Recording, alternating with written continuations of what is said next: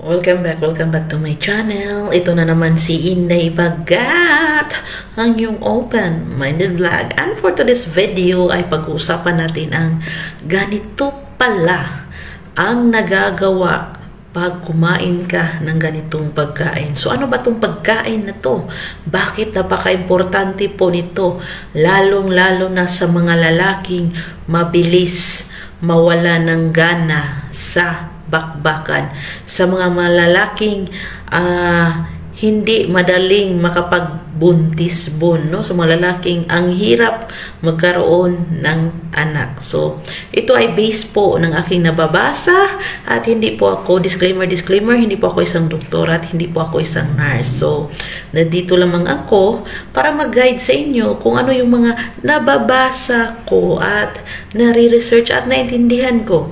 So kung meron man akong mali, patawarin niyo po ako ay tao lamang. At kung meron akong mga hindi pala ito katotohanan or ano pa man, so mag-comment lang kayo. So ma-accept naman natin yung mga ganyan, no? Kasi wala naman taong perfecto, no?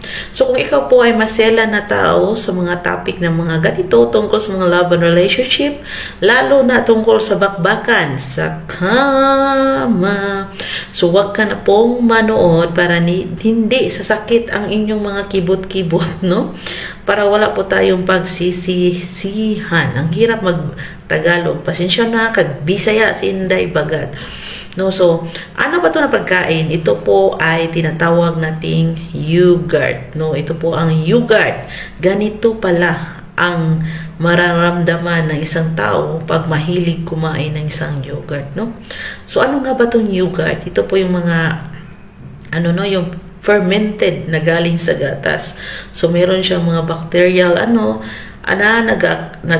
ating microbiotics, no, na sa ating katawan. Meron siyang zinc, meron siyang magnesium, meron siyang vitamin B12 na kung saan itong mga components of vitamins na to ay nagdudulot ng boost, no, nagbo-boost ng ating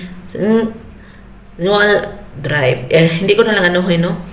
Garuhin ko na lang kay baka maano tayo ng YouTube. Nagbo-boost po ito ng libido, ng drive sa ating pagkatao pag kumakain na to, pag kinain natin to, no? At kung nagbo-boost po ito ng yung lalo na nahihirapan kang magbuntis or makabuntis. So ito po yung mabisang kainin mo, Inday or Dodong, no? So, paano nga ba ito kainin, no? Depende po yan sa'yo. Kung ilalagay mo sa gulay or kainin mo ng diretso. At kinakain po ito, para mas mabisa po siya, kinakain po ito sa morning na walang laman yung tiyan mo, kundi yun lang, no? So, yun po ang kainin mo. So, wala naman itong sinasabi na nagpapatuo talaga, pero try po natin gawin, no? Lalong-lalo na mabilis ma-weak si John Nyor, no? Mabilis mahina ang ating ang ating saging. Yung saging natin ang bilis humina. Bakit hindi natin i-try na kumain ng isang yogurt, no? Para naman mas active ang ating bakbakan sa kama, no? Para mas maganahan, para mas energetic, kasi nagbo-boost po ito ng ating drive. No, ganun. So, try po natin na gawin itong tinatawag nating yogurt, no? Kahit anong brand ng yogurt, pero mas maigi po isang Greek yogurt. Ang Greek yogurt mo, nababasa nyo naman dyan sa baba ng inyong screen, nilalagay ko yan kung ano yung mga nare-research ko.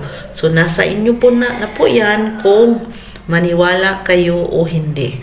Basta ang sinasabi ko, mas maganda po talaga na meron po tayong mga mga healthy lifestyle, mga healthy habits na gawin para naman umunlad ang ating pagmamahalan o pagbakbakan sa lalo na nahihirapan tayong patayuin si John. Lalo nang nahihirapan tayong makakuha ng 3 ikot, 3 rounds, no? So hindi natin ang mga ganyanan. Tapos mahirap pa natin i-shoot, no? Mahirap natin i-shoot ang ating At ito daw ay nagbibigay ng good quality So maganda daw ang kwalidad ng inyong gata, mga dudong, pag once po na mahilig kayong kumain ng ganito. So nasa inyo na po yan, no?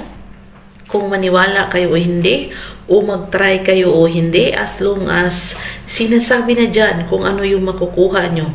Kasi napaka-importante po sa isang lalaki na meron siyang zinc, vitamin B12. Kasi yan po yung mga kailangan ninyo, dudong. Kasi sa inyo po nanggagaling yung punla. At kung gusto nyo magandang punla, magandang produkto ng inyong punla, mahilig po kayong kumain ng mga ganyan at masustansyang pagkain at vitamins, no? Dahil dyan po nakukuha ang magandang produkto. Kung wala naman kayong mga ganyan at hindi kayo naging life habits at mabuntis nyo yung mga jowa nyo dyan o misis nyo, so asahan nyo po na yung produkto nyo po ay isang weak, isang ganito, kasi nga marami kang bisyo, marami kang ganun. So ano yung mga sustansya na makukuha no punla na yun, kung ikaw mismo ang naglalagay na punla ay hindi healthy life habits?